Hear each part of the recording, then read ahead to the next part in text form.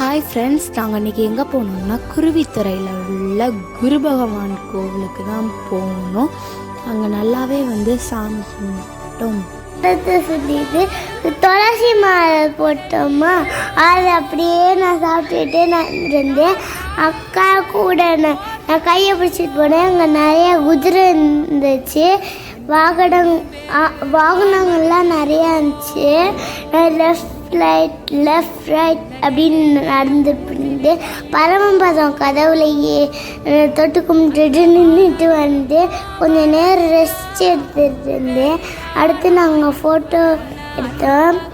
நானும் எங்கள் அக்காவும் இப்போ எங்கே போயிட்டு இருந்தோம்னா ஆற்றுல போய் குளிச்சுட்டு இருந்தோம்.